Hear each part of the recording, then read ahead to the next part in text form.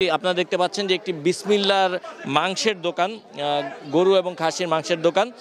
এই মাংসের দোকানটি মূলত নয়নের মাংসের দোকান নামে পরিচিত। এই দোকানটিতেই আসলে শুক্রবার এই গরুর মাংস বা মহিষের মাংস কেনার জন্য সাধারণ মানুষ ভিড় করেন এবং তার অংশ হিসেবেই কিন্তু তারা এখানে ভিড় করেছিলেন যারা পথচারীরা ছিলেন, এবং সেই ভিড়ের সামনে দাঁড়িয়ে যখন তারা ছিলেন সেই সময় আসলে এই ভবনটির যেই রেলিং, সেই রেলিংয়ের একটি অংশ নিচে পড়ে এবং নিচে পড়ার পর এখানে উপরে বাঁশ এবং তেরপল লাগানো ছিল।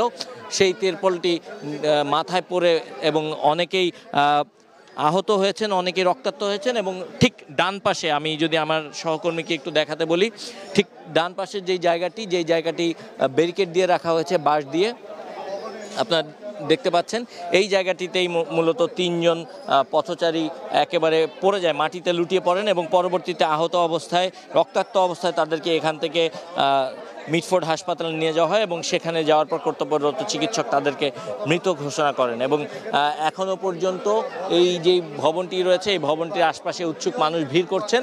32 ইঞ্চি জেভিকো টিভি এখন মাত্র 15,000 টাকায়, সাথে পাচ্ছেন 3 বছরের প্যানেল ওয়ারেন্টি।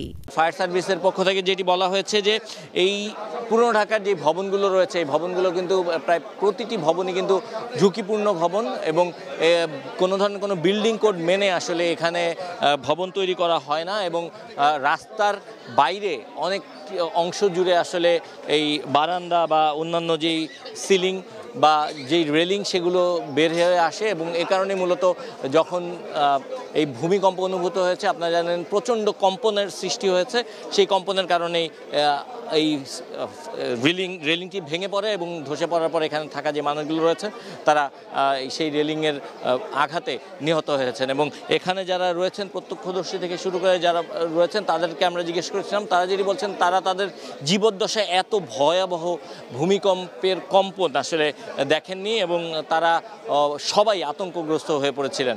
এখনও পর্যন্ত এখানে প্রচুর সংখ্যক উৎসুক মানুষ রয়েছে, অনেক স্বেচ্ছাসেবীরা কাজ করছেন উৎসুক মানুষদের এখান থেকে সরিয়ে নেওয়ার জন্য। এবং ফায়ার সার্ভিসের পক্ষ থেকে যেটি বলা হয়েছে যে যেহেতু ভূমিকম্প হওয়ার পরে পরবর্তীতে অনেক সময় দেখা যায় যে এরপরে আরও একটি ভূমিকম্প বা আরও একটি কম্পন তৈরি হয়, সে কারণে এই জায়গাটি এই মুহূর্তে কিছুটা ঝুঁকিপূর্ণ রয়েছে।